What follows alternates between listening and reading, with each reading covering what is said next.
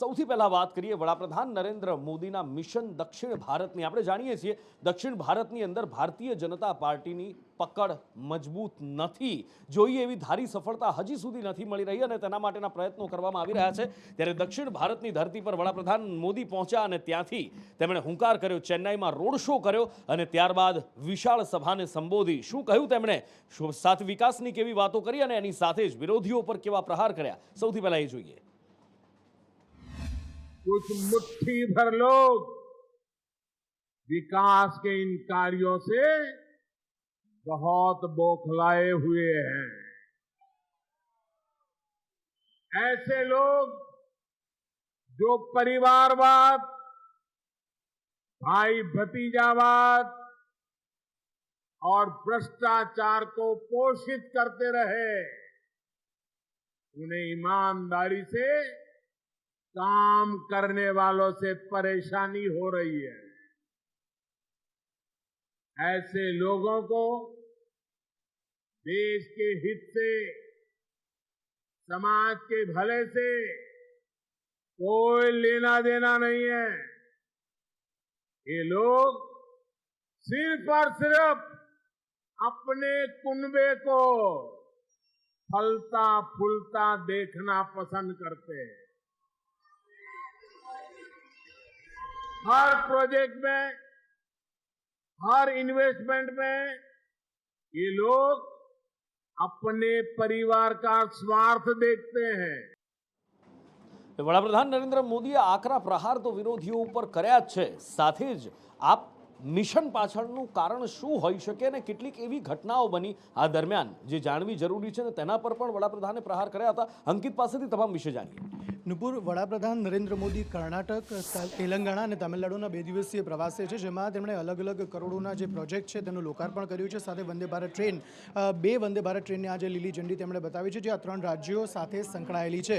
આ ઉપરાંત તેમણે તેલંગાણાના જે મુખ્યમંત્રી છે કેસીઆર રાવ, કે ચંદ્રશેખર રાવ, તેમના પર પણ આકરા પ્રહારો તેમણે કર્યા હતા। હું આપને જણાવી દઉં કે 14 મહિનામાં 5મી વખત છે જ્યારે વડાપ્રધાન નરેન્દ્ર મોદી તેલંગાણાના પ્રવાસે છે અને તેલંગાણામાં પોતાની જે ગઢ છે તે મજબૂત કરવા માટે, એટલે કે પોતાનો જે પગ છે તે મજબૂત કરવા માટે ભારતીય જનતા પાર્ટીના કેન્દ્રીય નેતાઓ પણ 1 મહિનાની અંદર ઘણા બધા પ્રવાસો કરવાના છે અને એમાંના જે કેન્દ્રીય નેતાઓમાં વડાપ્રધાન નરેન્દ્ર મોદીની પણ ગણના થાય છે, જેઓ અલગ અલગ પ્રોજેક્ટના લોકાર્પણ સ્વરૂપે તેલંગાણામાં પણ પહોંચ્યા હતા અને જ્યાં તેમણે મુખ્યમંત્રી પર આકરા પ્રહારો કર્યા હતા। તેમણે કહ્યું હતું કે કેન્દ્ર સરકાર સતત પ્રયત્નશીલ છે કે જે રાજ્યોમાં બીજેપીની સરકાર નથી ત્યાં પણ વધુને વધુ વિકાસ કાર્યો પહોંચે, તે રાજ્યોનો પણ વિકાસ થાય, પરંતુ એ રાજ્ય સરકાર છે જ્યાં વિકાસ કાર્યોને અટકાવી દે છે અને રાજ્યને જે વિકાસ થવો જોઈએ તે થતો નથી। વડાપ્રધાન નરેન્દ્ર મોદી, જાણે આપણે જાણીએ છીએ નુપુર કે છેલ્લા કેટલાય વર્ષોથી તેમણે એક પણ દિવસ રજા નથી લીધી અને તેવામાં ગુજરાત બાદ જે અલગ અલગ રાજ્યોમાં હવે જ્યારે ફરીવાર જે ઇલેક્શન આવી રહ્યા છે, વર્ષના અંત સુધીમાં ઇલેક્શન ત્યાં આવવાનું છે અને તેવામાં વડાપ્રધાન નરેન્દ્ર મોદીએ ત્યાં આગળ સંબોધન કર્યું હતું અને કહ્યું હતું કે રાજ્યના વિકાસ માટે કેન્દ્ર સરકાર જે છે તે પ્રયત્નશીલ છે। આ ઉપરાંત જે વંદે ભારત ટ્રેન છે તેની પણ લીલી ઝંડી વડાપ્રધાન નરેન્દ્ર મોદીએ આપી હતી।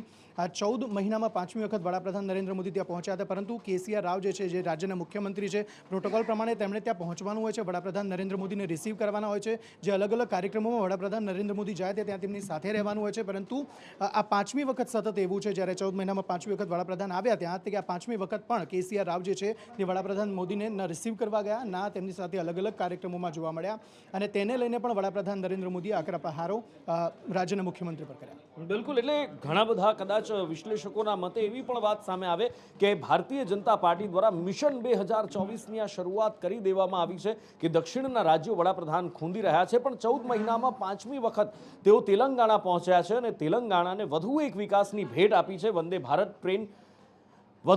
ભારત ટ્રેન તેમણે ભેટમાં આપી છે તેલંગાણાને, જે સપ્તાહમાં 6 દિવસ દોડશે અને સમગ્ર દેશના રેલ નેટવર્કમાં વંદે ભારત ચલાવવાનું તેમનું અભિયાન હોવાનું પણ વડાપ્રધાન નરેન્દ્ર મોદીએ કહ્યું છે। શું વધુમાં તેમણે કહ્યું આ વંદે ભારતના લોકાર્પણ પછી, હવે જોઈએ।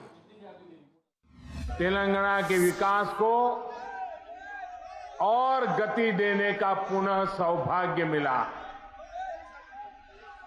थोड़ी देर पहले ही तेलंगाना आंध्र प्रदेश को जोड़ने वाली एक और वंदे भारत ट्रेन को हरी झंडी दिखाई गई है। ये आधुनिक ट्रेन अब भाग्यलक्ष्मी मंदिर के शहर को भगवान श्री वेंकटेश्वर धाम तिरुपति से जोड़ेगी। साथियों, तेलंगाना में रेलवे नेटवर्क को बढ़ाने के लिए प्रधानमंत्री जी के नेतृत्व में हर कदम पर हम आगे बढ़ेंगे। रेलवे में विकास के लिए राज्य सरकार का भी बड़ा सहयोग जरूरी होता है। लैंड एक्विजिशन चाहिए, लॉ एंड ऑर्डर का इश्यू आता है। मैं राज्य सरकार से निवेदन करता हूं कि तेलंगाना के विकास के लिए राजनीति से ऊपर उठे। प्रधानमंत्री जी हमेशा हमको कहते हैं, प्रेरणा देते हैं, सबका साथ सबका विकास। ये समय है राज्य सरकार भी सबका साथ सबका विकास के इस मूल मंत्र पर आकर इसी भावना से आगे आए। एक बार फिर सिकंदराबाद से तिरुपति वंदे भारत के लिए तेलंगाना के सभी निवासियों का अभिनंदन। श्रद्धालुओं के लिए भगवान श्री वेंकटेश्वर और देवी पद्मावती का दर्शन अब और सुगम होगा। वंदे भारत का मैं स्पेयर क्रू हूँ।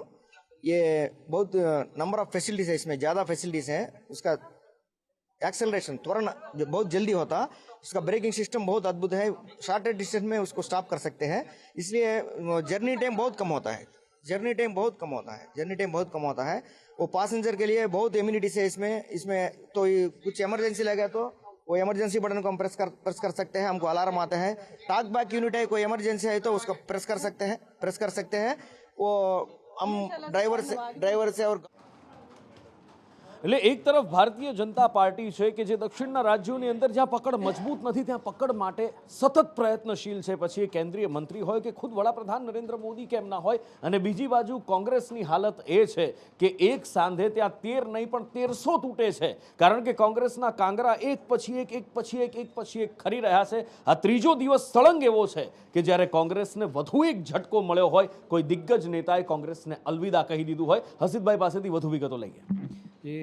નુપુરભાઈ જણાવી દઈએ ચોક્કસ 3 દિવસમાં કોંગ્રેસને 3 ઝટકા મળ્યા છે। આજે સતત ત્રીજા દિવસે વધુ એક દિગ્ગજ નેતા કોંગ્રેસનો સાથ તો પહેલાં છોડી જ ચૂક્યા હતા પણ ભાજપમાં જોડાઈ ચૂક્યા છે। એમનું નામ છે સી કેશવન। ભારતના સૌ પહેલાં ગવર્નર જનરલ રહી ચૂકેલા સી રાજગોપાલાચારીના એ પુત્ર છે। દિગ્ગજ નેતા હતા। 1 મહિના પહેલાં એમણે કોંગ્રેસથી છેડો ફાડી લીધો હતો ને એમનું કહેવું એવું હતું કે કોંગ્રેસના કોઈ એની નીતિમાં કોઈ ઠોસ નીતિ નથી, એ એમણે કારણ આપેલું। એના થોડા સમય પહેલાં અનિલ એન્ટોની, જે એકે એન્ટોની કોંગ્રેસના દિગ્ગજ નેતા, એમના પુત્ર પણ કોંગ્રેસ છોડીને ભાજપમાં ભળી ચૂક્યા। અને એના પહેલાં અવિભાજિત આંધ્રપ્રદેશના છેલ્લા મુખ્યમંત્રી રહી ચૂકેલા કિરણ કુમાર રેડ્ડી એ પણ ભાજપમાં ભળી ચૂક્યા છે। એટલે આમ જોવા જઈએ તો કોંગ્રેસ ધીમે ધીમે એના કાંગરા ખરી રહ્યા છે ને જાણે નરેન્દ્ર મોદીનું જે સ્વપ્ન છે કોંગ્રેસ મુક્ત ભારત કરવાનું, એ ફરીથી પાછું જોર પકડી રહ્યું હોય એવું લાગી રહ્યું। એક પરીક્ષા એવી છે કે જેના માટે તારીખ પે તારીખ થતું રહે છે અને ફરી એક તારીખ આવી છે,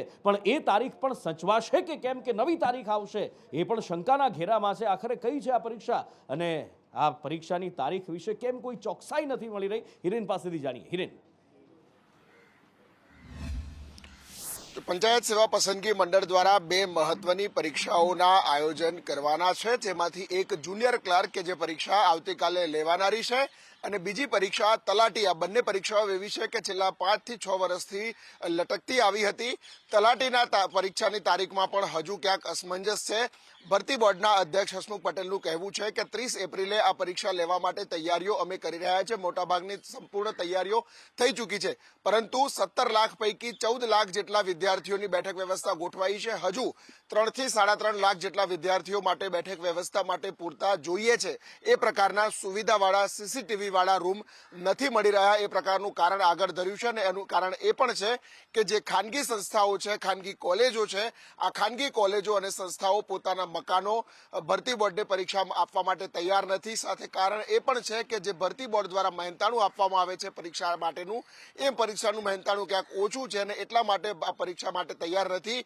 રાજ્યના મુખ્ય સચિવ રાજકુમારે પણ તમામ કલેક્ટરો સાથે વિડીયો કોન્ફરન્સ કરી સૂચના આપી છે કે જરૂર પડે તો વિધાનસભાની ચૂંટણીઓ અને અન્ય ચૂંટણીઓમાં સરકાર ફરજિયાતપણે આ મકાનો અથવા તો વાહનો પોતાના હસ્તક સરકાર હસ્તક લે છે, એ જ પ્રકારે આ પરીક્ષાના આયોજન માટે પણ જરૂર પડે આ મકાનો છે તે સરકાર હસ્તક કરવા માટે સૂચના આપવામાં આવી છે। જો કે હજી સુધી કોઈ આ પ્રકારની કામગીરી શરૂ થઈ નથી। 10 એપ્રિલ સુધીનો સમયગાળો આપવામાં આવ્યો છે। જો 10 એપ્રિલ સુધીમાં આ સંપૂર્ણ તૈયારીઓમાં તમામ વિદ્યાર્થીઓની બેઠક વ્યવસ્થા થઈ શકે એ પ્રકારની ગોઠવણ ન થાય તો 30 એપ્રિલે લેવાનારી આ તલાટીની પરીક્ષા છે એ પણ કદાચ પાછળ જઈ શકે છે. તે પ્રકારની વાત પંચાયત બોર્ડના અધ્યક્ષ હસમુખ પટેલે કરી છે. બિલકુલ, એટલે હવે જોવાનું એ છે કે આ પરીક્ષા ક્યારે યોજાય છે, યોજાઈ શકે છે કે નહીં, મકાનો મળી શકે છે કે નહીં, ઓરડાઓ મળી શકે છે કે નહીં, વ્યવસ્થાઓ સચવાઈ શકે છે કે નહીં. પણ હા, આ બધાની વચ્ચે જુનિયર ક્લાર્કની પરીક્ષા થવાની છે અને આવતીકાલે આ પરીક્ષા યોજાવા જઈ રહી છે અને તેને લઈને તડામાર તૈયારીઓ કરવામાં આવી રહી છે. એનું કારણ કહેવાની જરૂર નથી, કારણ કે ભૂતકાળ આપણે સૌ જાણીએ છીએ કે કેમ આ પરીક્ષા ફરી લેવાઈ રહી છે, પણ એ ભૂતકાળનું પુનરાવર્તન ન થાય એની તકેદારી રાખવાની પણ જરૂરિયાત છે. અને હસમુખ પટેલના હાથમાં બાગડોર છે આ વખતે અને ખૂબ કડક ઈમાનદાર અધિકારી તરીકેની તેમની છાપ પણ છે. ત્યારે શું કહેવું છે તેમનું આ પરીક્ષાઓને લઈને, કઈ રીતનું આયોજન કરવામાં આવ્યું છે અને સહુલિયત વિદ્યાર્થીઓની એની સાથે સાથે કેવી રીતે જળવાશે, તમામ વિશે જાણીએ આશુતોષ પાસેથી. આશુતોષ.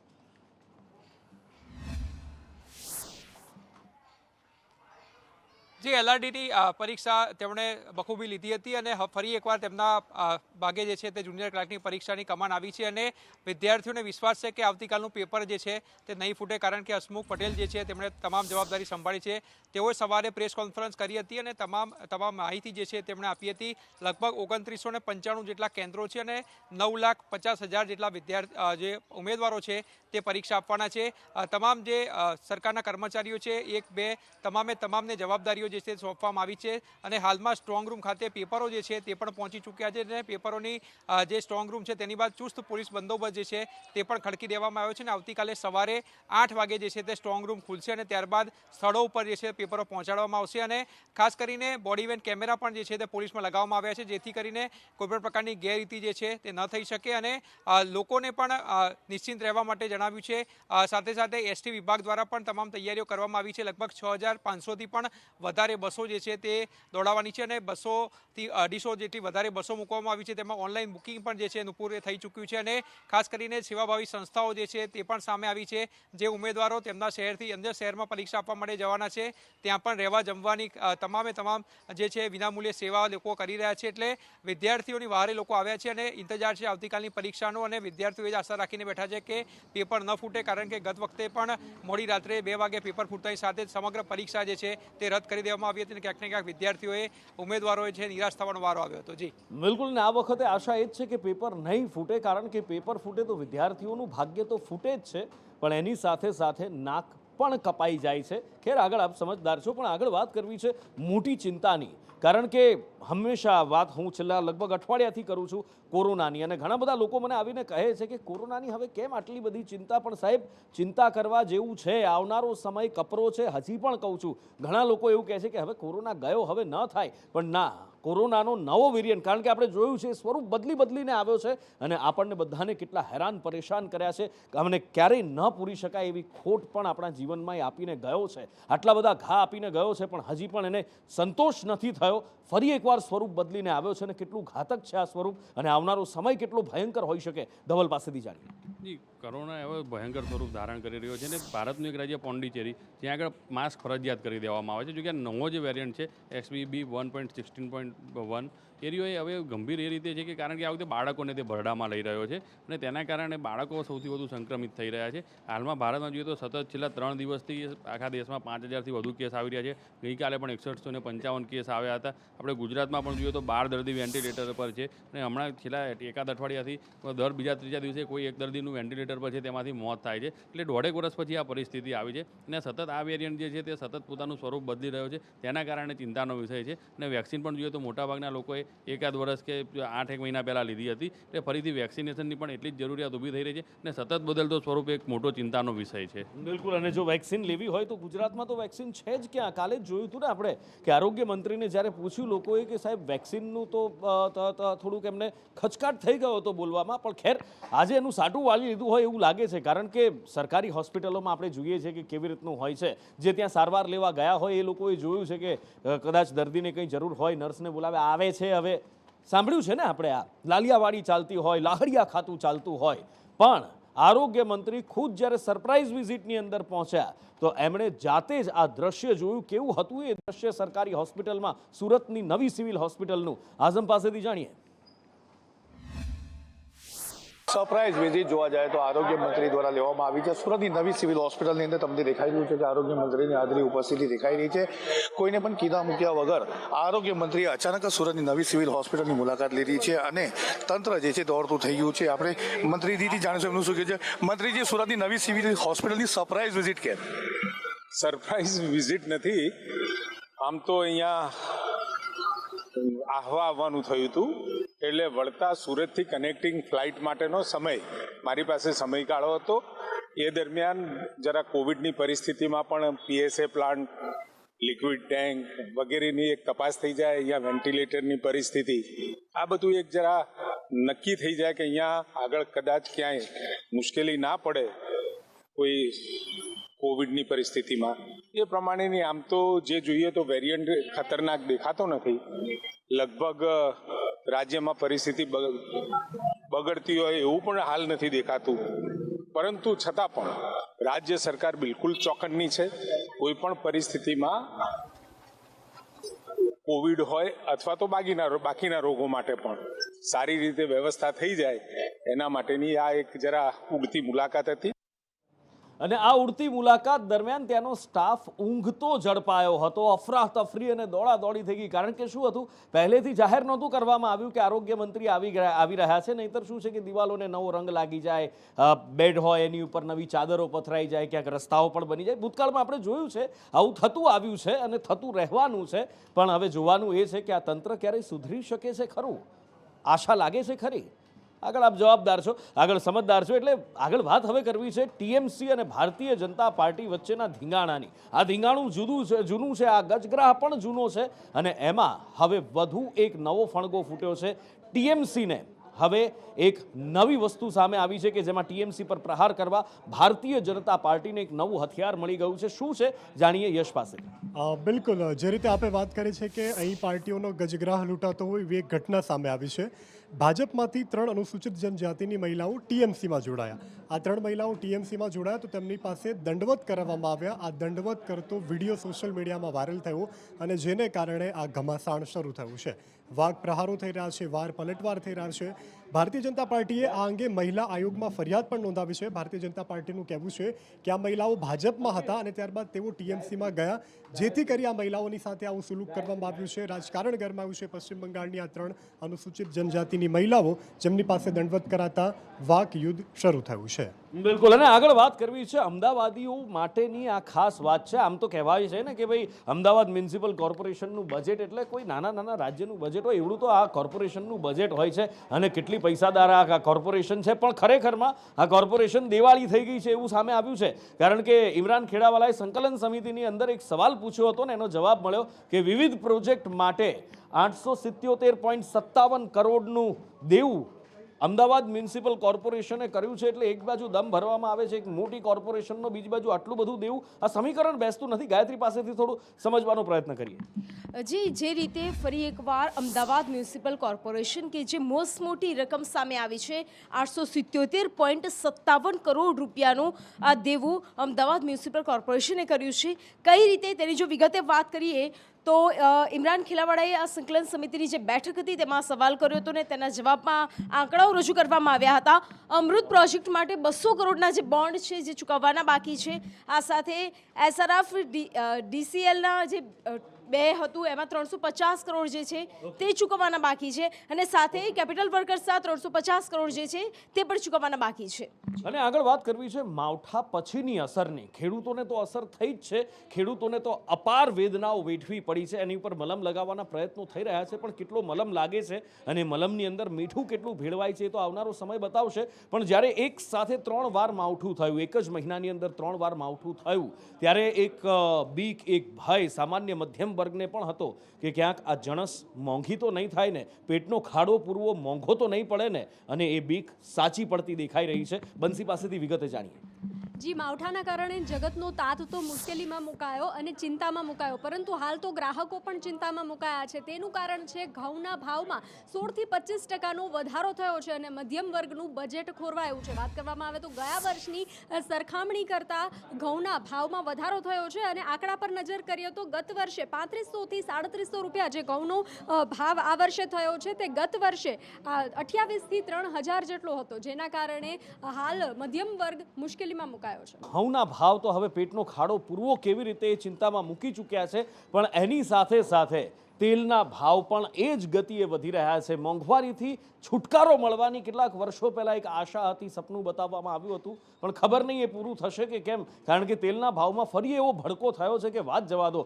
કેવી હાલત છે તેલના ભાવમાં, શું ભાવ કેટલે પહોંચ્યા છે, કેવો ભડકો થયો છે, મયુર પાસેથી જાણીએ. મયુર.